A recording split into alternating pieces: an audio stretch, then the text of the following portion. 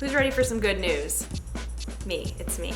I'm the reason that I'm making this video. So today I'm gonna do a roundup of a bunch of positive vegan news stories from the last week. Being a vegan in this world, we're constantly fighting against negativity and feeling defeated. As easy as it is to feel defeated, there's never been more progress in the vegan movement than there has been in the last 5-10 years.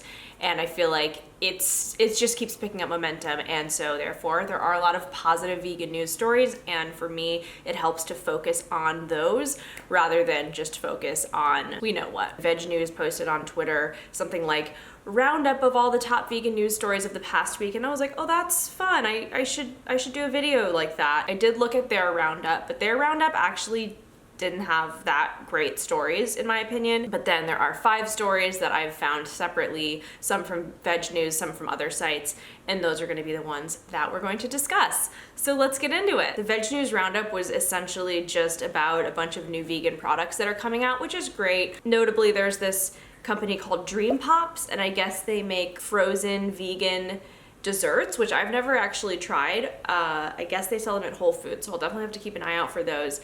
But they're now making shelf-stable candies, which I think is great because I think in terms of shelf-stable vegan candies, there could be a lot more. They're called Dream Pops Crunch. Available in 6 flavors: Berry Dreams, Vanilla Sky, Birthday Cake, Banana Cream, Mint Chip, and Cookie Dough. These candies have a crunchy cookie interior that is reminiscent of the old-fashioned Butterfinger. So I was like, oh, this is cool, but also like, why don't you have a peanut butter flavor? If it's supposed to be reminiscent of Butterfinger, like that sounds delicious. Why isn't there a peanut butter flavor? That kind of annoyed me, but I would still be curious to try some of the other flavors. Let me know if you've tried those. And then the other thing I thought was interesting was, I don't know if you guys have heard about this, but Hooray Foods Vegan Bacon. First of all, I don't know if you've heard of Hooray Foods Vegan Bacon. It was a bacon that I was really excited to try and that I absolutely hated when I did try. I did a video trying it on Instagram, so I'll link that below. But I was so disappointed in it. It basically was just like pure oil. Like it had no substance to it. It was like extremely fatty and oily right out of the package, you could see. And then when you cook it, it was basically just like an initial crunch and then just like disintegrated into oil in my mouth. It was very unpleasant, but I guess they came out with a 2.0 version that is supposed to be meatier and has a variety of crispy and chewy parts. I would be interested maybe to try that, but I wonder if a lot of other people had the same reaction as I did and they're like, okay, we need to fix this because it just wasn't good. From how it looked, I thought it was going to taste like the Morningstar bacon, which I used to really like, and I really wish they'd come out with a vegan version of it, but it didn't taste anything like that and was very disappointing. Okay, so that was it for the VegNews roundup. Like I said, it was just a bunch of like vegan products, which I didn't really find that interesting. But as for the stories that I picked, let's get into them. So the number 5 story was a story from VegNews, and the title of the article is High Protein Nutritional Yeast to Become a $1 billion Market by 2032. So I was actually kind of surprised by this because I know that vegans like nutritional yeast, and I know that a lot of other people, especially people who are giving up dairy more and more, you know, use nutritional yeast for various things, but I just didn't realize that it was such a massively growing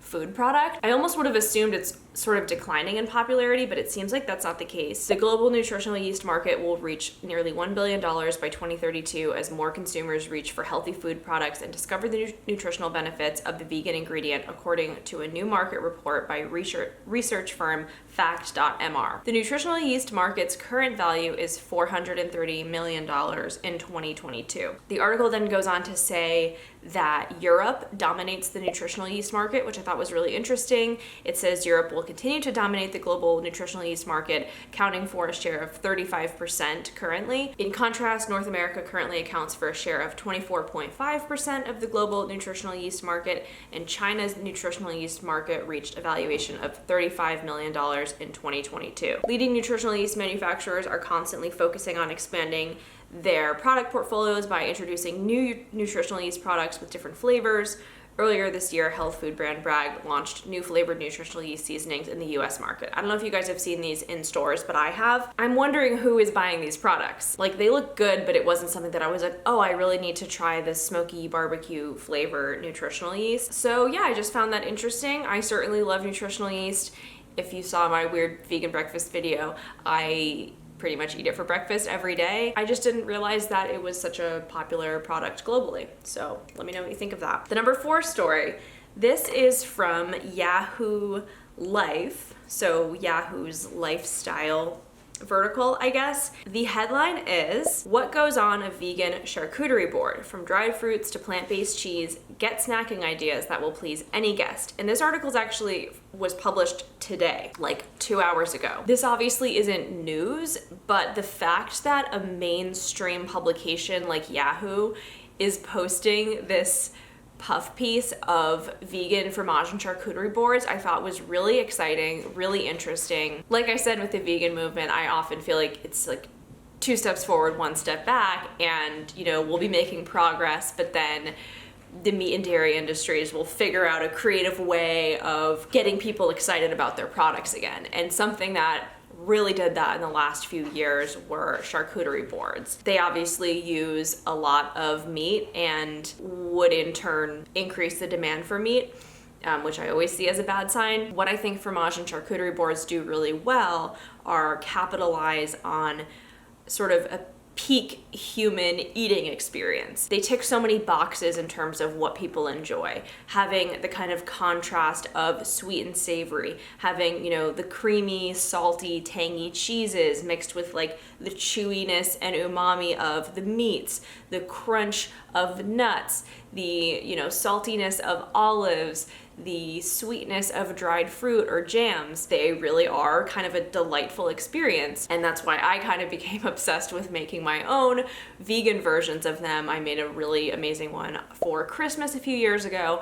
I did one for our anniversary that I made a video about a couple years ago. I also just made a really nice one for some friends up in Maine, which I showed in one of my recent TikToks that I'll link below. So I was just really happy when I was doing my vegan search on Google News to see this article pop up that's letting people know, like, hey, you can have just as exciting and delicious an experience with a vegan version.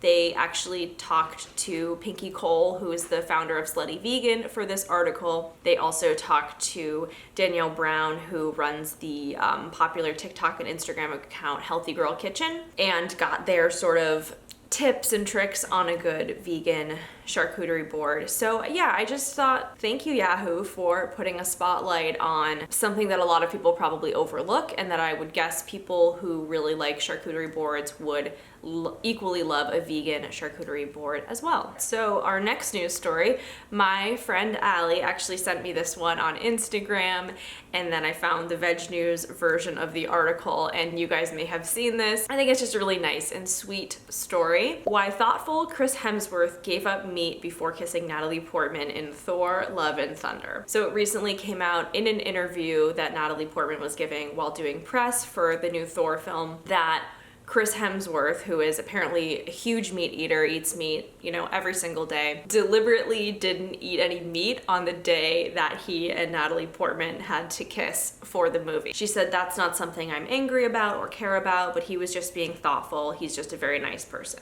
Now, I think she's definitely being like a diplomatic vegan there, being like, oh, I don't even care, but it was nice that he did it anyway, because it's like, of course she fucking cares. We all care. Like, we don't eat meat for a reason. We're like, repulsed by the very notion of it. So we don't want our tongues touching someone's tongue who just ate like meat, you know what I mean? But this is something that I wonder about in real life with couples who are, you know, mixed couples, vegan and non-vegan, or just vegans going on dates. If you do choose to go on a date with someone who isn't vegan, how does that work? Like, is it something that the vegan is grossed out by or just doesn't care about? I know for me, when I was single, like when I was vegetarian and when I was vegan, like the person I went on a date with almost always would either like take me to a vegetarian or vegan restaurant if it was a dinner date, or wherever we went, they would like match what I was ordering. So if I was ordering something vegetarian, they would also order vegetarian stuff, and same goes for when I was vegan. And I think that's just like a very considerate thing to do if you're dating a vegan. But yeah, I do wonder if there's couples where like someone eats steak for dinner and then the other person is vegan, and like, I don't know, how does that work? Do we like make sure there's some teeth brushing in between? Let me know if you have experience with that. Okay, the number 2 story. Gosh, don't we just love these kinds of stories? I don't know, guys. I get confused about how all these cooking shows work because I don't watch them because I'm vegan and I don't want to watch people cooking meat. But I guess there is a vegan on this season of MasterChef, which is really cool. I guess Gordon Ramsay hosted the show's first vegan cooking challenge on a recent episode. The episode was called Gordon Ramsay Loves Vegans. Here's a little clip from the show. This is a safe space. We'll support you. After all these years, I can finally admit that I actually love vegan food. Wow. That can't be true. The guy goes, that can't be true. For those of you who know, which is probably most of us, Gordon Ramsay has a history of like violently and very publicly hating vegetarians and vegans. I would say specifically vegans. Back in 2005, it was a big news story that he had tricked a vegetarian into eating meat, which is just so fucked up. He also joked that, you know, when he had vegans and vegetarians in his restaurant, he would tell them that like a soup stock was vegan when it actually was animal-based. In 2007, he said that his biggest nightmare would be if his kids ever came up to me and said, "Dad, I'm a vegetarian." He said, then I would sit them on the fence and electrocute them. Cute. As recently as 2016, he said that he was allergic to vegans. He once said in a comment to The Sun, "I'm 100% never turning vegan." In 2018, he said, "I'm a member of PETA, people eating tasty animals." And then in April of 2018, he tweeted, "Going to give this #vegan thing a try. Yes, guys, you heard that right." Then he did a vegan MasterChef cook-off in June 2018 with vegan actor Madeleine Petsch. In 2019, he introduced a vegan menu item for his London restaurant Bread Street Kitchen, and it was a beet Wellington that actually looks quite tasty. So he's definitely come a long way. Somewhat of a cynical view of the situation would be that he's just kind of jumping on the trend, doing this for money, doing this, you know, to get attention of, you know, formerly vegan hating chef, now catering to vegans, something like that. But ultimately, I think we can argue that he's, you know, one of the most popular and influential chefs in the world, and him changing his stance on veganism, I think, could really have a big impact. So I think this is great. I haven't watched the whole episode, but let me know if you have. And the number 1 news story of the last week, I think I saw this initially on Apple News. This one involves Kourtney Kardashian, our favorite family to discuss in relation to veganism, inside Penelope Disick's 10th birthday party with biodegradable balloons and vegan grilled cheeses. So Kourtney Kardashian posted this on Instagram, pictures from her daughter's birthday party, and she captioned it, "A dreamy 10th birthday for Dream Daughter. I love letting my kids lead the way when it comes to celebrating their birthdays. She told me all of her ideas and I helped her bring them to life. For all of the pictures and details, go to Poosh, her lifestyle website. Special shout out to Chef KLA for all of the yummy food and the extra special vegan and gluten-free section for me. Yum." When I go to Chef KLA's Instagram, there's a carousel post of photos from the birthday party, and the first post are the vegan grilled cheeses, and it says birthday spread for Penelope's 10th birthday party and gluten-free and vegan for Kourtney Kardashian, wink. And then if you go to Poosh, Kourtney's lifestyle website, there's a whole article dedicated to Penelope's birthday party. The most notable things I wanted to point out were the balloons and the grilled cheeses. In this section about the decor, it says, "You can't have a party without balloons. Penelope chose sustainable, biodegradable balloons in the shape of pink hearts." In the food section, it said highlights from Chef K's menu included the cutest vegan and gluten-free heart-shaped grilled cheeses served with marinara sauce for dipping. The whole party wasn't vegan, but there was obviously an emphasis on the vegan food, and Kourtney felt that it was important to share that in her Instagram post about the party. Chef KLA felt it was important to share that in her Instagram post about the party. They also made sure to highlight it on Poosh. Obviously, I talked about the Kardashians in relation to food and veganism just a few weeks ago, and we determined that the Kardashians have a ton of influence, and anytime they even mention veganism or talk about veganism, especially associating themselves with it, is definitely a positive thing for the vegan movement. And then also the fact that they used biodegradable balloons I think is amazing. I didn't even know that biodegradable balloons were a thing, but I am very bothered and disturbed that, you know, every type of like celebration involving children, whether it's a gender reveal, a baby shower, a birthday party, always seems to involve balloons, and sometimes even balloons being let go into the sky, and balloons are an ecological disaster. You know, when they go up, they come down at some point, and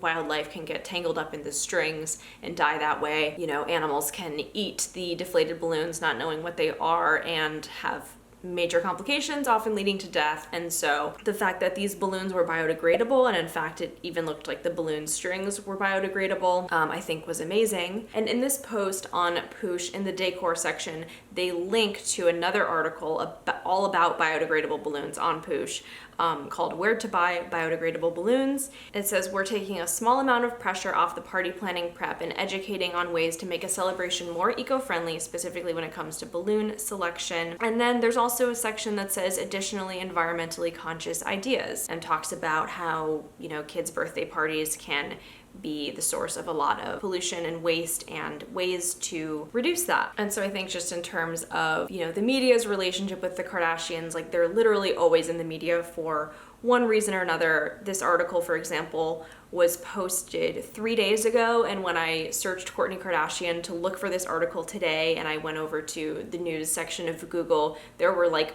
already 10 articles burying this article that was just from 3 days ago. So I think given that they're talked about so much, given that they are so influential, seeing Kourtney put an emphasis on, you know, biodegradable balloons and vegan options at a kid's party, I think are absolutely wonderful. Kardashians have also been known to go really over the top for their kids' parties. I think Kim just took one of her daughters and her friends on like a private jet to go somewhere for a birthday party. What I thought was really sweet about Penelope's birthday party is that Kourtney said, I let Penelope pick what she wanted to do. Penelope apparently picked the biodegradable balloons. You know, they had a backyard birthday party, which is refreshingly simple for a Kardashian kids party. And of course, parents and kids can celebrate the kids' birthdays however they want to, but I think this is quite a relatable and approachable example of how to celebrate your children in